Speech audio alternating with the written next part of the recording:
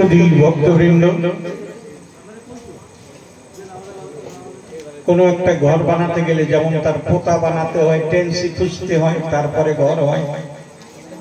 কোনো একটা কথা আলোচনা করতে গেলে তার একটা ফাউন্ডেশনের সময়ের প্রয়োজন হয়। আজকে আমরা বাবাজির মুখে শ্রবণ করেছি, তা আমরা সবাই মনে লক্ষ্য করেছি বাবাজির হাতে একটা মালার থলি, না? এবার যদি ওনাকে দেখে আমরা হাতে মালার থলি নেই, তাহলে কিন্তু আমাদের ছেলে মেয়ে না খেয়ে মরবে। কেন? উনি সংসারের মোহ মায়া কাটিয়ে আরেকটা স্তরে গিয়ে পৌঁছেছেন, আর আমরা কোনো সংসারের ভিতরে কিনা। এবার ওনাকে দেখে দেখে আমরা যদি অনুকরণ করি তাহলে কিন্তু আর উপায় থাকবে না। এবার ওনার কথা যে কয়টা বলেছেন তার মধ্যে যৎকিঞ্চিৎ পালন করে চলতে পারি কিনা, যতটা যার দ্বারা সম্ভব। প্রধান হলো ঠাকুরের নাম। তার নামে রুচি হয় তখন যখন আমরা শ্রবণ করি। নববিধা ভক্তির প্রথমে শ্রবণ, আগে শুনতে হবে। ভালো না লাগলেও যেতে হবে, ভালো না লাগলেও শুনতে হবে। শুনতে শুনতে তার প্রতি যদি শ্রদ্ধা জাগ্রত হয়, তারপরে কীর্তন বলতে ইচ্ছা করবে, তারপরে স্মরণ, তারপরে তার কথা ভাবতে ইচ্ছা করবে। তো গোবিন্দ যদি কোনোদিন তেমন সময় দেয় যে হাতে মালা নিয়ে তার নাম করব, তাহলে নিশ্চয়ই আমরাও পাবো। কিন্তু এখন যতদিন সেই সময় আমরা না পাচ্ছি, অন্তত ততদিন চেষ্টা করব। পথ চলিতে আর বলিতে, রাস্তায় চলছি, মনে মনে ঠাকুরের নাম করতে করতেই চলি, কথা বলছি, তার মধ্যে দুই একবার রাধে বলি না। পথ চলিতে আর বলিতে তোমরা গাহো গাহো কৃষ্ণ নাম, হরি নাম, রাধা নাম। কাহার বাবা? পথ চলিতে আর বলিতে, পথ চলিতে আর বলিতে তোমরা গাহো গাহো কৃষ্ণ নাম, হরি নাম, রাধা নাম।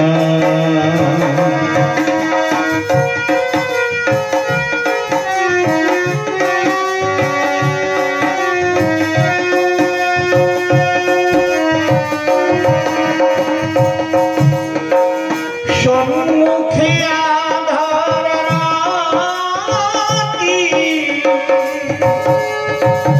তুমি যে পথযাত্রী। ছোট সম্মুখে আধার রাত্রি, তুমি যে পথযাত্রী। আমাদের কিন্তু যেতে হবে, এ কথাটা সত্য।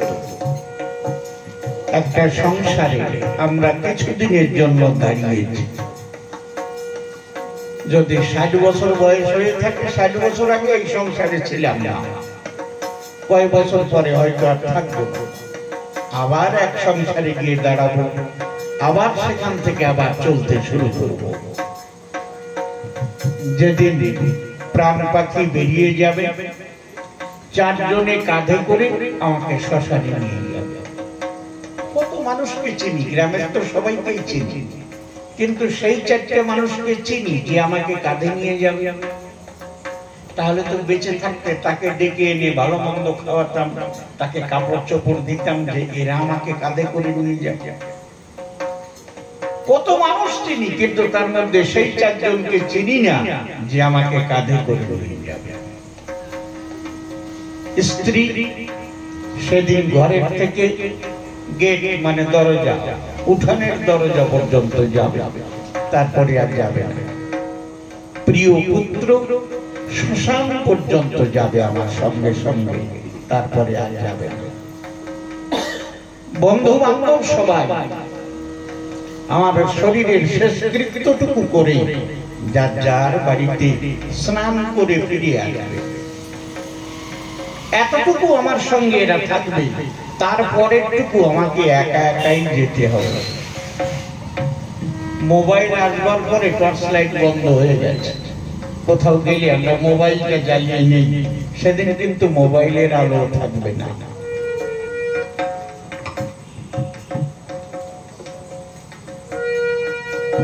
সম্মুখে আধার রাত্রি, তুমি যে পথযাত্রী। আরো একটা বড় কথা, যদি না জানা কোনো গ্রামে যাই, গিয়ে শুনতে পারি এই অমুকের বাড়ি কোথায় রে, সে পথে আমাকে একাই যেতে হবে। কারোর কাছে শুনে চলতে শুরু করব, শোনবার মানুষ হয়তো মিলবে না।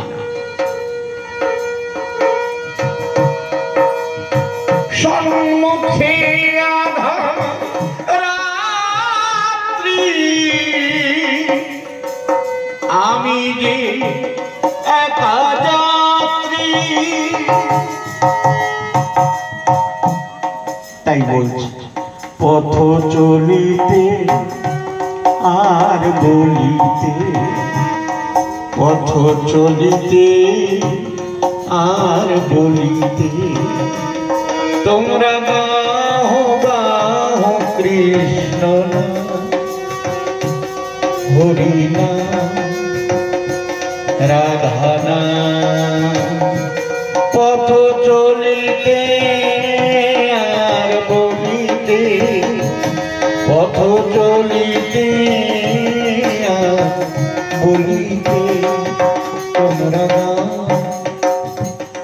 কেউ গান জানে না, কিন্তু রাতে যদি একা একা শ্মশানের পাশ থেকে আসে না, আগে হরে কৃষ্ণ নাম মনে পড়ে। যেমন সুর আছে, যেমন তাল থাক আর না থাক, একা একা হরে কৃষ্ণ গাইতে থাকে। কেন? একটা বিশ্বাস যে এই নামে আমার অনিষ্ট হবে না। পথ চলিতে আর বলিতে, তোমরা গাও গাও কৃষ্ণ নাম হরি নাম রাধা নাম।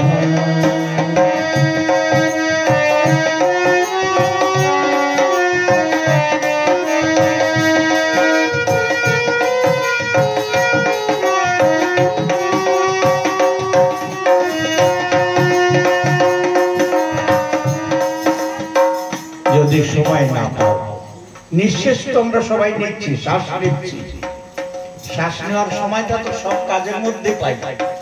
যখন ঘুমাই কোনো কাজ করি না, কিন্তু তবু একটা কাজ চলতে থাকে, যেটা নিঃশ্বাস।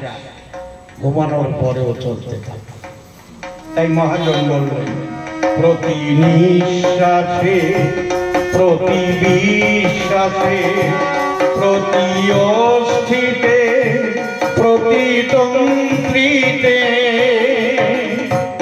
প্রতি নিঃশ্বাসে প্রতি বিশ্বাসে প্রতি অস্থিতে প্রতি তন্ত্রীতে, গাও গাও কৃষ্ণ নাম হরি নাম রাধা নাম।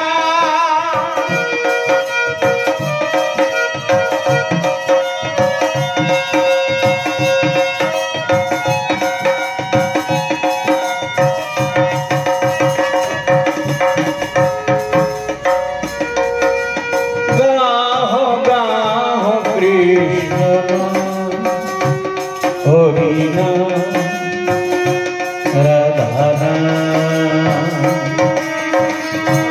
পথ চলিতে আর বলিতে, তোমরা গাও গাও কৃষ্ণ নাম হরি নাম রাধা নাম।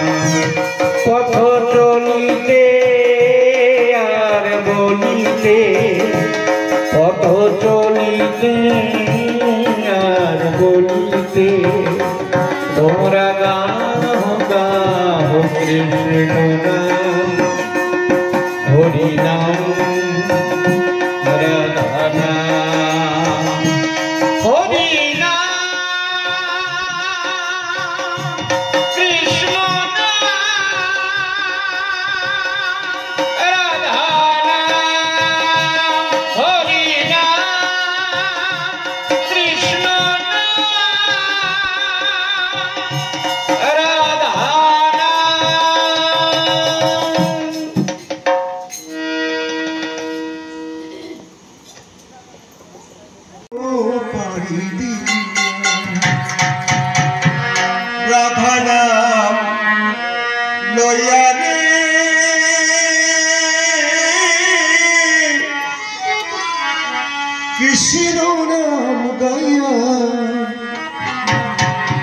কে কে যাবি ভব পারি তোরা কে কে যাবি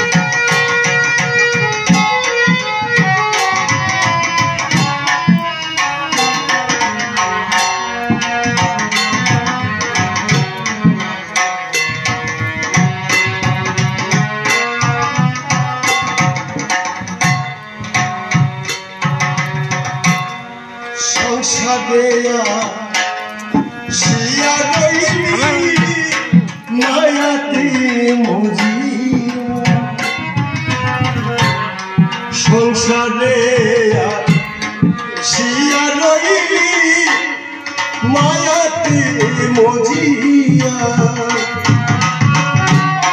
সাধু সঙ্গ করলি না তুই ভক্ত সঙ্গ করলি না তুই সাদের জন্ম পাইয়া রে সাদের জন্ম